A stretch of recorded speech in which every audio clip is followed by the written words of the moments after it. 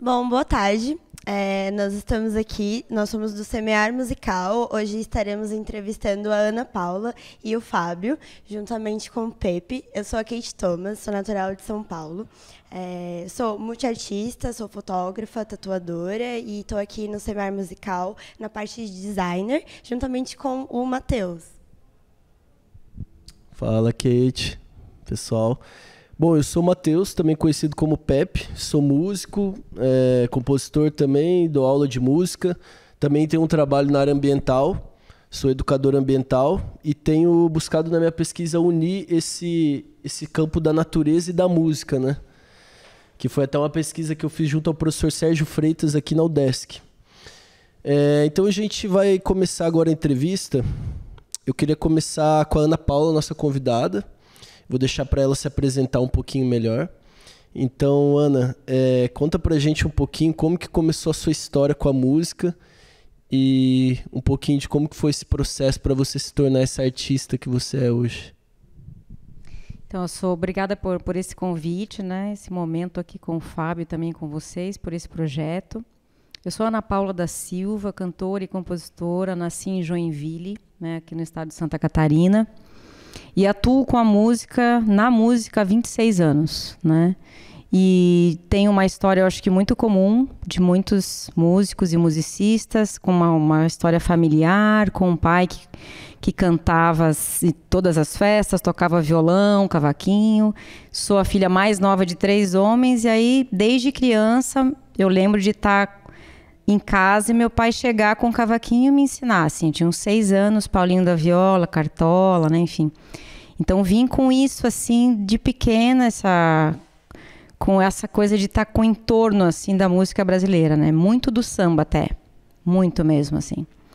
E aí comecei primeiro na dança, fiz dança durante um tempo, e aí com 16 anos eu já gostava bastante de cantar. E aí falei para minha mãe, olha, eu quero começar a cantar mesmo profissionalmente, quero viver disso. Fui com ela num espaço que eu sabia que tinha música popular em Joinville, num bar. Ela me levou, cantei 3 músicas e nesse dia eu comecei um trabalho com um violonista, que foi o Júnior Salves. A gente ficou trabalhando nos bares 4 anos. Nesse período, no final, eu comecei a tocar o violão. O violão já era uma coisa também, um instrumento bem, não só lá em casa, né, como em toda casa quase, né? Um instrumento muito popular, assim, então eu tinha isso também, já tinha tido ali entre 12 e 13 anos, a volta da escola, ficar tocando durante a tarde aquele violão e tal. Quando eu fiz 20 anos, eu comecei a me acompanhar. Aí já tinha passado o processo da Bossa Nova, que foi uma música que me trouxe muita informação, né? Inclusive essa questão de me acompanhar, da questão de... Aí comprei os songbooks de Bossa Nova todo, gostava pra caramba. E comecei a me acompanhar e a compor já nesse momento, né? As composições mais tímidas, assim, mas já começou ali com 19 para 20 anos. E lá mesmo em Joinville, aí frequentando essas questões dos festivais de música, de Curitiba, que era perto, de Itajaí, que eu acho que Itajaí é uma cidade em Santa Catarina muito forte nessa questão, né, de ter trazido a questão dos professores, dos músicos, compositores, compositoras, que a gente sempre admirou, assim, por ficha técnica ainda, e de repente você está ali, né, estudando e assistindo os shows e tal. Então eu frequentei bastante também essas questões dos festivais. E em 2001 inicio o Voz e Piano com o Edinho Santana, que agora está em São Paulo já há muitos anos, mas ele também é de lá. E aí, partindo desse trabalho do Duque, que eu acho que ali muda uma chave também, que é pensar na música como um trabalho, também no sentido de, bom, vamos parar, vamos ensaiar, vamos tentar dar a nossa cara para as coisas, né? E aí, em 2001, a gente inicia esse duo, aí começo a gravar em 2003, a gente começa a fazer os shows, enfim, aí as coisas vão se abrindo. Depois viajei, né? Morei já 2 vezes fora do país, lancei os 6 álbuns, né? Vários, sempre assim, dentro deles, músicas também autorais, tentando também apresentar muitos compositores, compositoras, né? Assim, fazer esse papel também de procurar, de encontrar esses compositores e compositoras e colocar no disco, né? Assim, esse papel da intérprete também, que eu acho que é bem importante, é uma coisa que eu gosto também bastante, né? E agora estamos aqui. É muita história, né? Pra É contar muita rápido, coisa. assim. O início, eu acho que esse negócio tá aí, né? Tá explicado, né? Legal, legal, Ana. E, Fábio, conta um pouquinho da sua história pra gente também. Tá bom, minha história foi um pouquinho mais difusa, assim, mais espalhada. Eu vou tentar resumir rapidamente aqui. Também venho de uma casa com um pai músico, né? Meu pai é violonista. Desde pequeno também sempre tocou, um músico autodidata. Nunca estudou música, assim, né? Tem uma segunda profissão, mas ele sempre levou a música também. Então, dentro de casa, eu ouvia ele tocando, né? Tocando chorinhos, tocava cavaquinho também, tocava violão. E quando nós morávamos no Rio Grande do Sul, mas nessa fase especificamente, ele compunha músicas para os festivais nativistas, assim, era compositor de festival nativista também. Então é um cara da canção também, um cara muito aproximado do universo da canção. Tinha os grupos, então ele ia ensaiar em casa, tinha sempre uma sala de ensaio em casa. Envolveu meu irmão logo cedo, meu irmão hoje é baterista, e eu estava em volta daquele universo ali. Mas arranhava um instrumento, ia lá, tocava um pouco de tamborim, sentava na bateria, tinha um tecladinho pequenininho que eu de vez em quando tocava as melodias, conseguia tirar as coisas de ouvido, já também tinha facilidade assim para tirar as melodias, mas tentei fazer o ensino formal, ter aula de piano e não dava certo, e não queria me enquadrar dentro de um sistema, não queria ler, tinha muita preguiça para essa coisa desse aprendizado um pouco mais formalizado, e me afastei bastante até me descobrir adolescente, e onde eu descobri o rock, especificamente a música punk, essas coisas todas, me envolvi com a galera, tocava guitarra, cantava, escrevia letra também. E essa fase passou rápido, assim, durou 1 ano e pouco. E eu fui parar no movimento hip hop aqui em Floripa, com 15 anos. E fiz parte também das primeiras gerações aqui dos grupos de rap. E junto com Cachaça, que é um cara bem conhecido aqui também, fazia parte, a gente tinha um grupo junto. Então teve esse movimento de sair de casa, assim, bom, vou procurar minha música fora de casa, já que não tinha digamos, uma proximidade assim com esse universo que meu pai estava me oferecendo na adolescência, assim, porque é um momento realmente de sair, assim, né? Depois acabei voltando, a gente fez um grupo junto, com meu pai, eu digo, né? E a gente fez um grupo vocal, porque ele gosta de fazer arranjo vocal e tal, que chamava Canto em Canto. Ele começou a escrever mas colocar para fora os arranjos que ele tinha na cabeça, né? E a gente fez, aí logo tive uma banda de baile junto com ele também. Ele montou uma banda de baile com meus irmãos, minha irmã tocando flauta, cantando, meu irmão tocando bateria. E assim foi, assim, durante um bom tempo. Aí eu decidi estudar música de verdade, assim, falar, agora eu quero escolher um instrumento para tocar. Foi com 18 anos que eu conheci o saxofone e comecei a estudar. E em 4, 5 anos eu já sabia que aquilo ia ser minha vida, assim, né? E aí fui fazer um conservatório, fui para Tatuí, fiquei 5 anos em Tatuí, estudando. Aí conheci a música instrumental brasileira, me aproximei do baião, me aproximei do samba, do choro, mais especificamente também. E meu caminho foi esse caminho, assim, de me reaproximar da música brasileira, que era uma coisa muito forte para mim, assim, da minha infância, assim, das primeiras memórias. Então eu fui pelo caminho do choro. E aí, enfim, entrei no mercado de trabalho aqui em Floripa. Quando voltei também, comecei a tocar desde grupos de pagode, a música instrumental, toquei com muita gente aqui, gravei com bastante gente também, então fui me aperfeiçoando nesse mercado, assim, diverso daqui, né, que é um mercado bem, digamos assim, bem eclético, desde bandas de reggae, a fazer música instrumental, enfim, né, jazz. E hoje eu estou redesenhando um pouco dessa minha caminhada, escrevendo arranjo, participando como professor e formador também de projetos, e tentando descobrir os meus caminhos de composição, né? Através dessa coisa da arte de escrever arranjo, de interpretar as coisas que eu toco também. Então está sendo por aí, assim.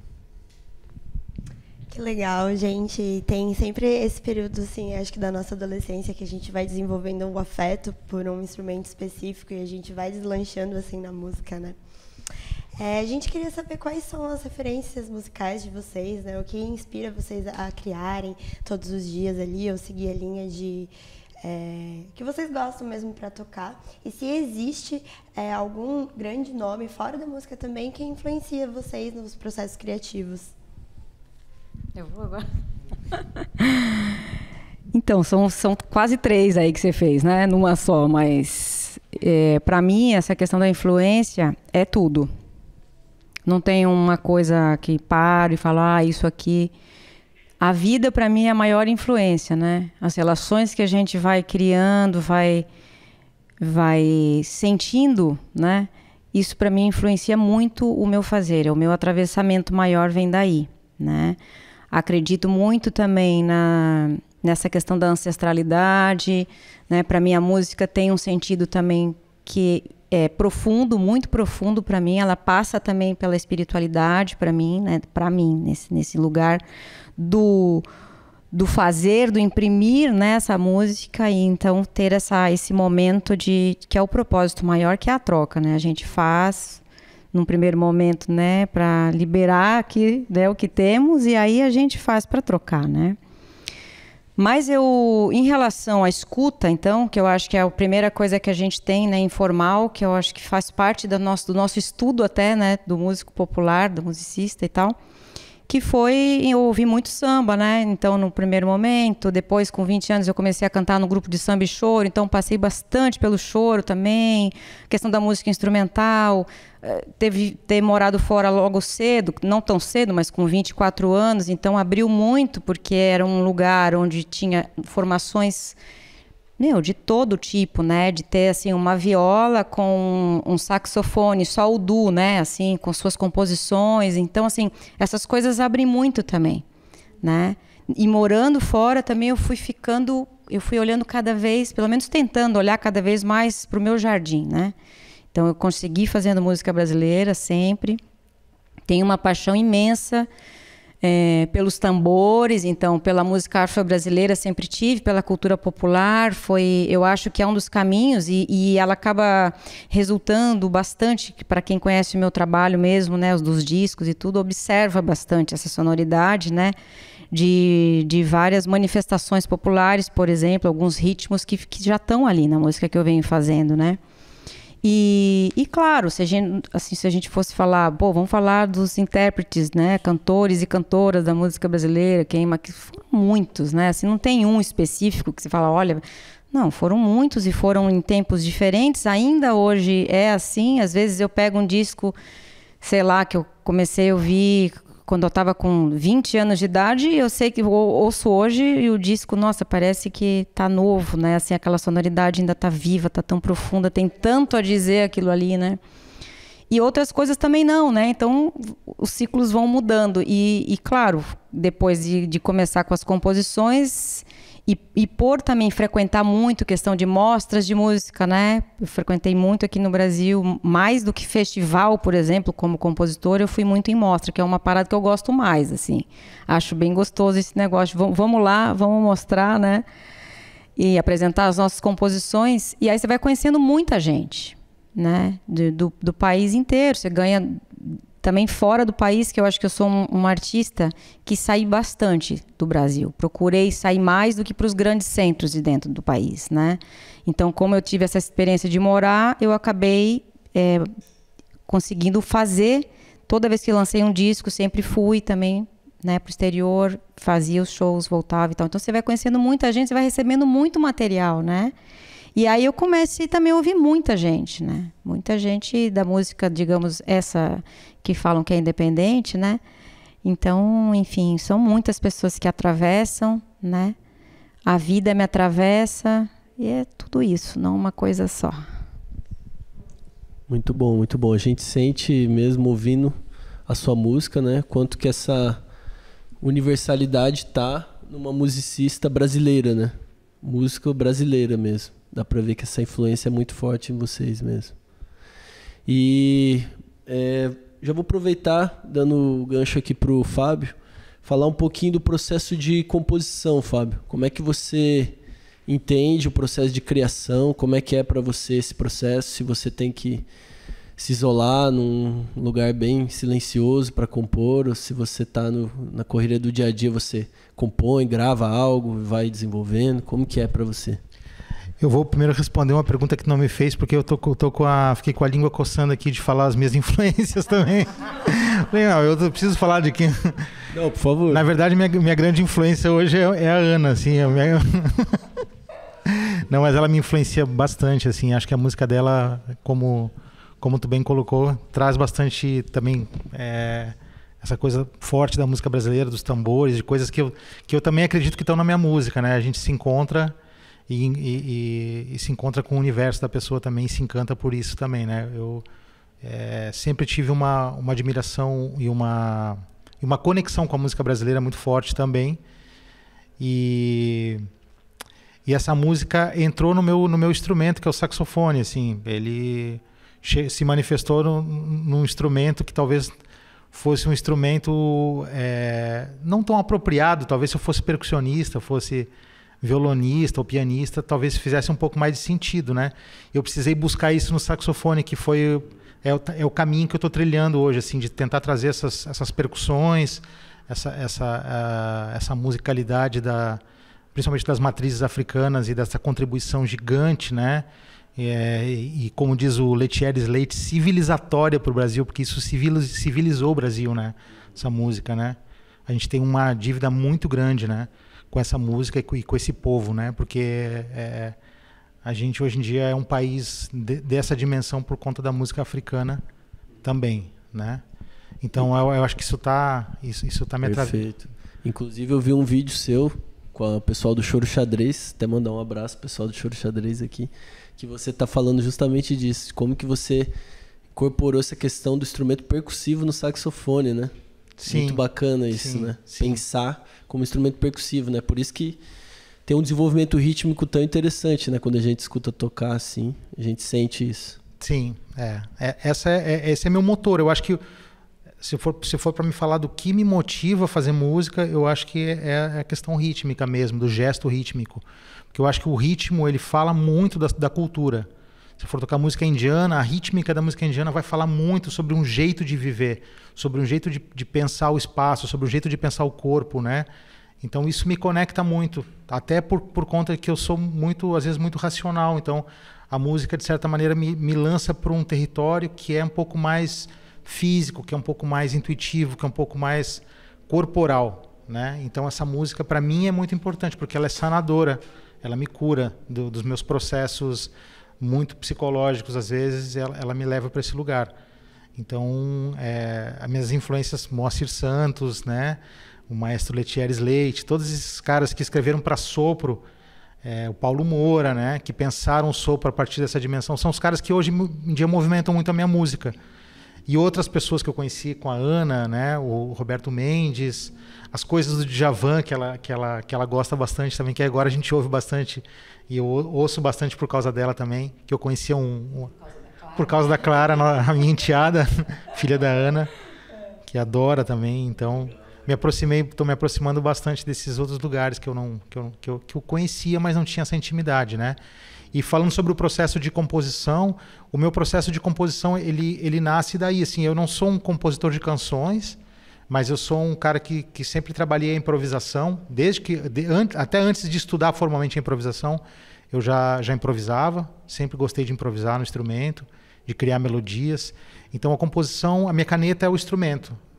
A minha caneta E as minhas composições não são escritas por conta disso também. Eu tenho poucas, eu tenho talvez duas mãos de composição, 10 músicas que eu fiz, assim, talvez um pouco mais, mas não são as que eu mais gosto. O que eu mais gosto são as gravações que eu fiz de improvisos. Então, às vezes eu volto naqueles improvisos que eu fiz em algumas músicas para ver, porque são composições que ficaram registradas de uma maneira diferente, né? Uma maneira espontânea, que aí eu sinto que sim, ali meu corpo está presente, ali a minha vida musical está muito presente. Então eu estou achando agora, arranjando, que eu comecei também a trabalhar um pouquinho com arranjo e escrever para formações, então eu percebo que eu estou também encontrando uma outra forma de me expressar que não seja só improvisação.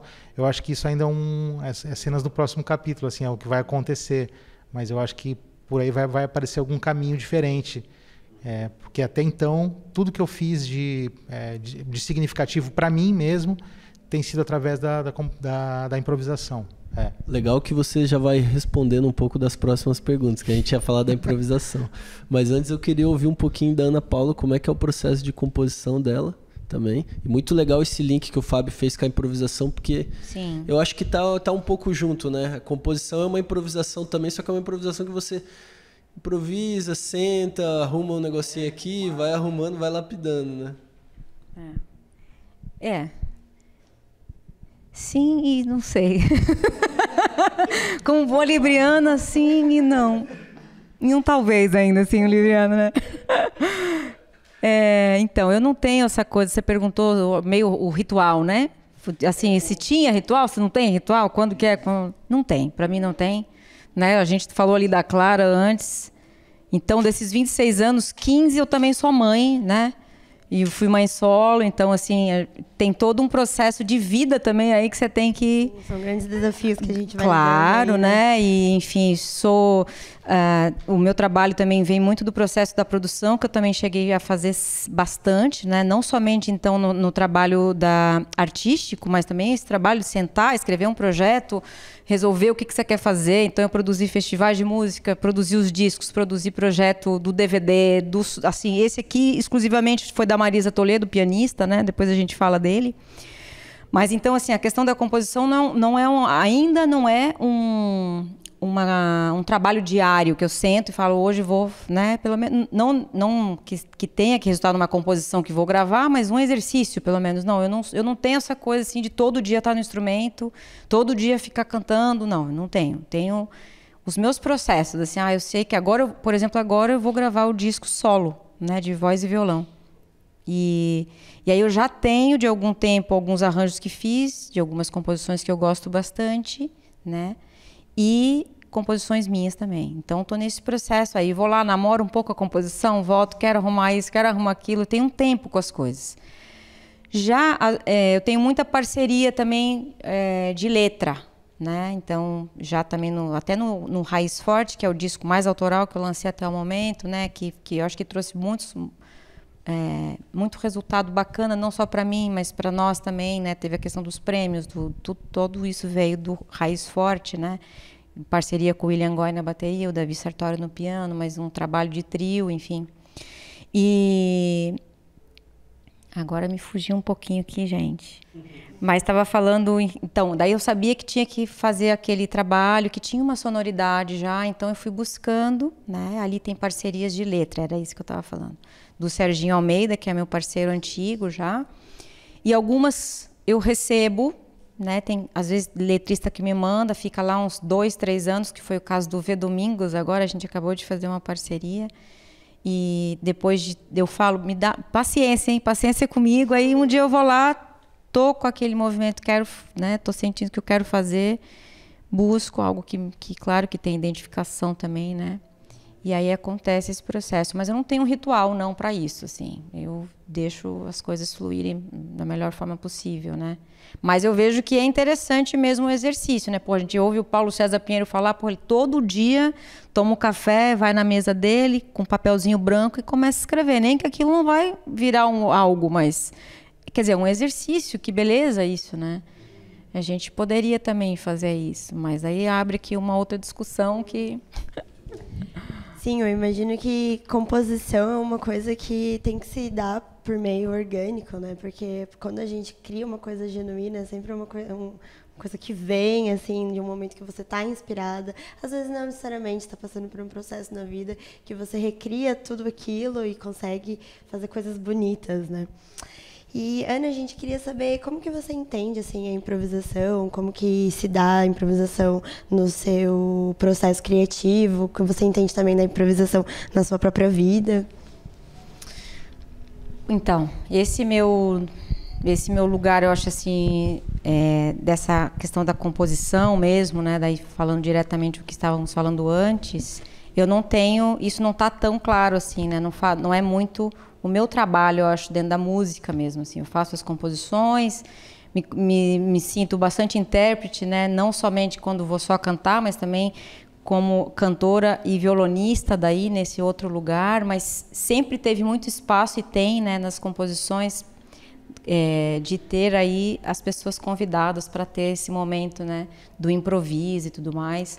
E claro que é diferente de quando a gente está num bar, né, conversando, brincando, ou então um sarau em casa, a gente faz um som. Eu gosto de fazer, mas não é uma coisa que, para mim, é meio que uma brincadeira, assim, esse lugar, né? Eu já não utilizo ele tanto para registro, assim. Ele é de outro lugar, né? Agora, o improviso na vida tem muitos, né? Então, a vida, todo dia a gente acontece um susto ali, você fala, opa, vamos respirar um pouquinho, enrola o improviso aqui, né? Acho que tem mais essa relação, assim, né?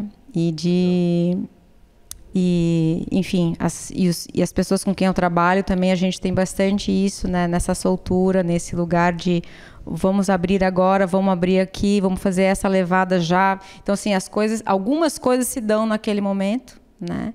Mas muitas delas de um outro jeito, né? Bacana. Legal, Ana. Vamos ouvir um pouquinho do Fábio, então, que é um grande improvisador aqui de Florianópolis. Para mim, um dos melhores, dos que eu mais gosto. Aí tive a honra de tocar do lado dele ali. E além de um grande improvisador, um cara muito humilde também, um cara que te deixa à vontade, assim. Vou tentar exercer minha humildade aqui. Obrigado, Pepe. Obrigado mesmo. Obrigado. Vindo de um músico também que toca lindo o trompete. Muito obrigado, tá? Eu, na verdade, a improvisação, para mim, em música, acho que eu comecei improvisando, como eu falei, né? Eu sentava na bateria e eu ficava tirando som, assim, ficava pesquisando o som, né? Quando era pequeno. Eu tinha um tecladinho, também ficava brincando com o meu teclado. Sempre teve essa coisa, isso como a Ana fala, assim, me atravessou também, atravessou minha vida. Até porque quando a gente não tem aula formal, é natural que tu pegue um instrumento e comece a explorar ele ao máximo, até descobrir coisas nele, né? Então, a falta de didática às vezes acaba construindo uma curiosidade que vai estar lá quando a gente for improvisar. E, claro, depois eu formalizei isso, fui estudar improvisação em Tatuí, daí com um professor que era super voltado para a música brasileira, e acabei descobrindo, mas o que fortaleceu muito a minha improvisação, e falo muito isso para os meus alunos, tocar muito, ter um repertório grande de choros, de coisas instrumentais, de jazz, ou tirar solos, essas coisas todas, para entender um pouco da linguagem. Isso fortaleceu muito a minha improvisação. Tem uma época que eu fiquei fascinado com o Dino 7 cordas, então eu tirava tudo no sax dele, de linhas de violão 7 cordas, adorava aquilo. Aí outra fase eu descobri os contrapontos do Pixinguinha, tirei muita coisa. Então não é lindo ver alguém improvisando, né? Porque você olha assim, parece que tem uma naturalidade já, mas a naturalidade ela é construída também com histórias de outras pessoas, o que é muito bonito de se pensar, né? Eu não estou criando nada, eu estou, de certa maneira, fazendo o que os mestres fizeram, e estou honrando também o passado desses caras, assimilando a música deles, entendendo os processos do Charlie Parker, do Coltrane, como que eles fizeram para fazer aquilo que eles fazem. E eles tinham os mestres deles também, e ouviam os mestres e reverenciavam uma cultura. O que eu acho bonito na música, e eu acho bonito na música da Ana também, é esse contato com a tradição e o contato com os mestres, o contato com esses caras que criaram, porque a gente não está inventando, a gente está, de certa maneira, conectado com a história da música e com a história dos nossos antepassados. Então, eu sinto que quando eu me conecto com isso, eu vou para cima do palco, não estou só eu falando ali, estou falando com a voz de outras pessoas que já falaram antes de mim aquelas mesmas coisas, né? A minha maneira, claro, e essa que é a beleza. E se sentir atravessado por aquela música também, às vezes eu estou tocando e que legal que pintou isso, assim, né? A gente também se surpreende, porque tu tá aberto, tá com espaço aberto, mas ao mesmo tempo já estudou a técnica, já estudou a afinação, já ficou fazendo exercício com a boquilha, enlouqueceu o vizinho, né? O cachorro uivou, a mulher. Ela fala para mim às vezes, meu Deus, tu não vai tocar outra frase, eu fico só na mesma frase. Tem aquele meme, né? Como que é ser mulher de um saxofonista, né? Como as pessoas acham que como é de verdade. É muito bonito, né? E no Brasil a gente tem muito esse mito trompete é pior. Como no Brasil a gente tem muito esse mito da naturalidade, da musicalidade, né? A gente acredita muito nessas coisas que surgem do nada, porque, de certa maneira, a pedagogia musical ainda é muito recente no Brasil, essa coisa de falar de improvisação é muito recente, né? Então, se reforça muito essa questão de como, nossa, como esse cara é incrível, como é genial. Mas talvez a gente devesse agora começar a pensar como que a gente vai construir novas pontes de conhecimento entre essa geração que está vindo, como que a gente vai fortalecer a música dessas pessoas, como que a gente vai mostrar os mestres que foram nossos mestres, que estão ficando às vezes perdidos em meio ao TikTok, em meio ao Instagram, essa facilidade de se produzir, do cara ser eloquente a partir de nada, assim, às vezes, né? Eu acho que rolando aquele beleza. Bom, pessoal, voltamos agora. Mais iluminados do que antes. Graças. E, bom, vamos falar um pouquinho sobre a questão desse cenário atual no Brasil, né? Eu gostaria de falar um pouquinho com vocês. A gente está vivendo um momento bem delicado politicamente no Brasil. Então, qual que é o papel que vocês acham que o profissional da música tem assim, no nosso país hoje, né? E aí, se quiserem falar também um pouquinho qual que é a dificuldade de assumir um trabalho autoral, né? Nesse cenário brasileiro. Pode ser que eu estava colando na resposta dela, agora não tem mais como colar. Bom, sobre a questão política, a gente está totalmente à mercê, né, de uma política cultural no país que seja prepositiva de alguma maneira. Digamos que esses últimos 4 anos a gente naufragou nesse sentido, né, com a extinção do Ministério da Cultura, com a extinção da Funarte, com a Ancine quebrou, enfim, a gente sabe que foi um desmonte completo, assim, né? Mesmo que eu quisesse defender o atual governo, eu não consigo, como artista não consigo. Isso interfere totalmente no que está sendo produzido, em como a gente escuta a música, em como a opinião pública se manifesta em relação à arte e aos artistas, né? E a gente sente isso em artistas. Hoje a gente está perto de uma eleição, os artistas querem se manifestar, eles não podem se manifestar porque tu corre o risco de ter show cancelado, né? Como a gente viu aqui na ilha com um artista que participou do evento da vinda do Lula para cá, foi se manifestar e foi atacado na internet. Então, uma coisa terrível que está acontecendo com a falta de possibilidade da pessoa democraticamente se manifestar. Então, para a gente isso não cabe, né? A gente trabalha com aberturas de campos de lucidez, com aberturas de campos sensoriais no corpo, na cabeça. Música, ela cumpre uma função, eu acho, que é, de certa maneira, desestruturante desse meio convencional que a gente vive, da identidade, das identidades. Quando você ouve uma música, você se esquece também. Claro que você se reconhece, mas você também se esquece. Uma parte sua você se esquece, que é essa parte mais ordinária, né? E ela te leva para um outro lugar. Então, é importante falar isso, assim, que a música e a política estão diretamente conectadas nesse sentido, né? E se tem uma arte que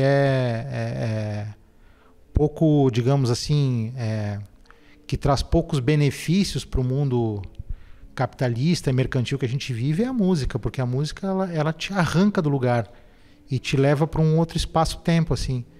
E eu gosto de trabalhar a música dentro dessa perspectiva e eu sinto que mesmo a música tida como mais ordinária, ela faz isso com a pessoa que está vendo a novela, com a pessoa que está ouvindo rádio, né? As memórias, o jeito que ela trabalha a memória, o jeito que ela trabalha as sensações. Então a política está aí, a política está nessa relação, né, que a música faz com a gente e com o meio que a gente vive. Então a gente amargurou esses 4 anos aí de falta de projeto e de falta de perspectiva também para a gente. O que a gente vai fazer, onde a gente vai trabalhar. A gente passou por uma pandemia que foi muito complicada, a gente teve pouquíssimo apoio do governo também nesse sentido, né? E nota-se que o artista também é um trabalhador incansável, assim, o músico é um trabalhador incansável, né? Se fala muito principalmente por parte de uma direita, essa direita mais reacionária, de que o artista tem mamado nas tetas do governo, mas é importante dizer que para se tornar artista é um processo muito complicado, de autoaceitação, de aceitação da família, de aceitação da sociedade, de encarar uma missão que pouca gente está disposta a fazer, né? E depois você tem que estudar muito para tocar um instrumento, você tem que estudar muito para produzir uma música. Por mais que você seja um músico intuitivo, a gente sabe que para tirar um bom som e para conseguir produzir as suas coisas é muito tempo que você demora ali, né? São muitas horas de voo, muitas horas de voo. Então, mas apesar disso, eu acho que a gente também, a mudança ou a perspectiva de um lugar diferente está com a gente também, assim, porque o artista que projeta esse futuro, né? A música faz esse papel de projetar o futuro, né? De projetar o que virá. Então eu acho que a gente está projetando bonito, assim, é só uma questão de tempo. Muito bom, Fábio. E lembrando que as leis de incentivo que vieram durante esse governo vieram da camada da cultura, veio de baixo. Foi construído com muita pressão, dos trabalhadores da cultura, né? Lei Aldir Blanc. Então não foi nada que veio de cima para baixo, que inclusive o presidente vetou algumas vezes. Vetou. Né? E Ana, quer falar um pouquinho como é que é essa questão de assumir o seu trabalho autoral, de trabalhar com a sua música, né, num cenário onde é tão valorizado o cover, né? Onde no cenário brasileiro, como que é? Então, a gente estava agora aqui, né, falando um pouco sobre esse lugar da música de fundo, né?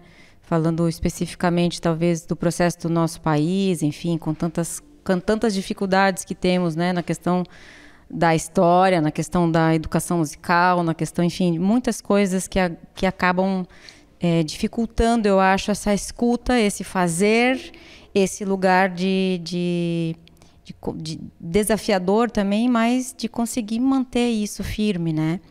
E eu fiz um circuito pelo Sesc, acho que foi em 2017, do disco Raiz Forte, fiz pelo circuito aqui em Santa Catarina. Foi a terceira vez que eu participei desse circuito, mas a primeira com o meu trabalho mesmo autoral. E depois, após os shows, a gente tinha um bate-papo com a plateia, assim. E a minha primeira pergunta era isso, assim, né? Ficou muita gente que trabalhava com arte, com música, assim. E qual é o papel da música de bar, né? Até quando que ela serve, quando que ela poderia parar, né? Para cada um, para aquele que escolhe viver mesmo da sua música. E o que ela faz para o público que está ali, né? O que ela faz para o artista mesmo, que também está ali, e o que ela faz para o dono daquele lugar, né? Então, são questões, assim, eu acho que bem importantes da gente partir daí já, porque a gente não tem uma cultura, por exemplo, das pessoas irem para um espaço, né? Ter lá um concerto que, sei lá, durasse 45 minutos, a pessoa vai lá, paga para assistir aquilo, paga para jantar depois, ou então se o cara tem bar, que ele utilize isso depois, que ele possa também ter né, ele vai precisar receber, manter aquela casa aberta e tal. Acho que esses espaços são muito poucos ainda no nosso país, né? A gente tem aqui, acho que ainda é um processo aqui em Florianópolis que já teve algum, depois fecha, depois abre, mas isso precisa ser uma rede, a gente precisa ter cada vez mais, né? Porque isso faz com que o propósito, que é aquele da gente estar com aquilo pronto, encontrar as pessoas, apresentar para elas, né, ver essa escuta atenta ali, essa troca naquilo, isso muda tudo, né? Muda para a gente e muda para eles também. E a música de bar é necessária, existe, a gente vai seguir tendo, acontecendo, ela não vai morrer nunca, mas eu acho que para aquele que decide viver de música, ele precisa realmente pensar sobre isso. Até quando? Ou então, vou seguir fazendo, mas eu preciso abrir aqui um outro caminho, né? Eu quero ser compositor, quero ser compositora, enfim, tem que assumir mesmo esse papel. E eu acho que parte muito da gente se colocar no lugar e lá falar, olha, contratante, a gente quer fazer aqui hoje o nosso trabalho. Ah, porque o cara só quer... Não, então tem que achar um meio termo, tem que achar formas de fazer um acerto, né? Um acordo para poder ter essa música também que vai fazer a pessoa parar aquele instante, te ouvir, né? Enfim, isso é um processo grande porque a gente tem muito pouca gente, eu acho, que tem esses espaços e que pensam nessa possibilidade, né? Do quanto que isso importa também, porque é muito desafiador. Sim. Eu sou catarinense, olha, eu vivo de fazer música autoral, de fazer disco, de fazer projeto, de escrever projeto para fazer show, escreve edital para fazer circuito. Nossa, é muito. Né? É um processo assim, eu me considero eu venho de uma cidade que é super tecnicista, que é a maior cidade do estado, que tem não sei quantas mil indústrias lá, que tem muita grana lá dentro e que é um lugar que eu me considero uma operária da arte, assim, fazendo um trabalho diário para conseguir realizar mesmo isso, né? E eu fiz muito bar, iniciei no bar, quando é necessário, vejo que é um espaço que está aberto para aquilo, para receber mesmo o trabalho, né, com seriedade, com aquele dia específico, com tempo para que as pessoas possam... Eu acho o máximo, mas isso é uma coisa que tem que ser rapidamente, a gente tem que mudar, porque o cara que quer compor, a mulher que quer compor e vai e fica se alimentando 20, 30 anos nesse lugar, não vai parar para fazer a sua música. Não vai. Eu tenho inúmeros amigos até hoje que fazem a mesma coisa de quando eu comecei lá em 96. E isso é um negócio que machuca muito as pessoas, porque você vê depois que a pessoa não atravessou aquele muro, né, gente? Então é um tema aí, fica essa reflexão, assim, até onde você quer ir, né, com essa música de bar. Muito bom essa reflexão, muito importante. Acho que a gente precisa de muitos podcasts com vocês aqui para falar. A gente vem sobre tantos assuntos, eu venho. Vamos trazer um café a próxima vez? Vamos trazer um cafezinho. Aí a produção. Tô brincando.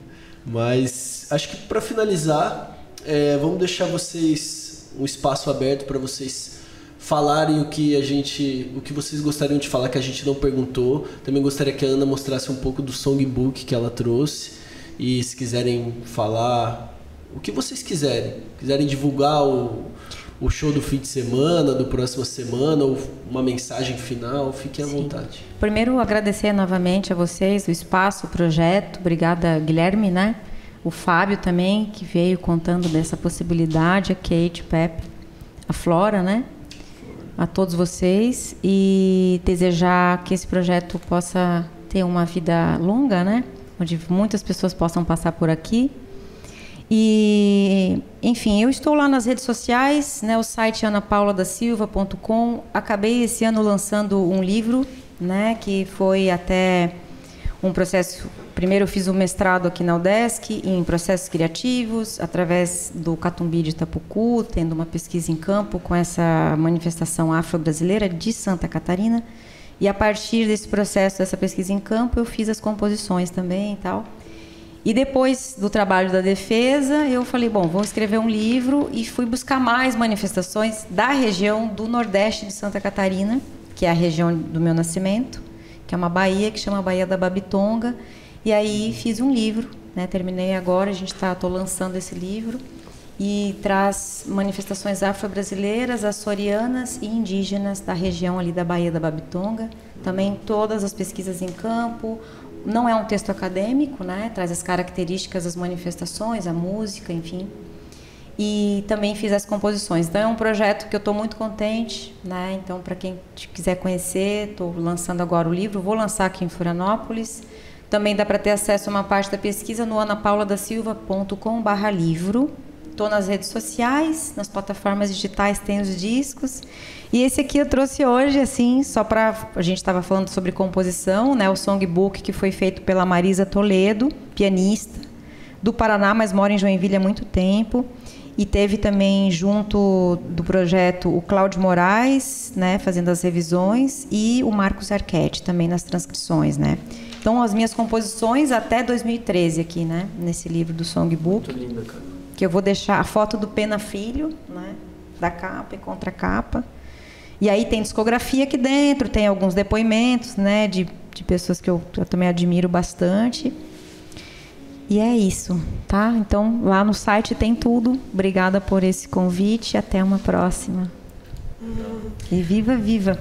Sim. Bom, a gente aqui do Semear Musical está encerrando nossa primeira parte do podcast com a Ana e com o Fábio. Muito obrigada por vocês terem se disponibilizado para estar aqui conosco hoje, contar um pouquinho da vida de vocês, da trajetória, como que é esse processo artístico de vocês. Nós agradecemos muito e é isso aí, pessoal.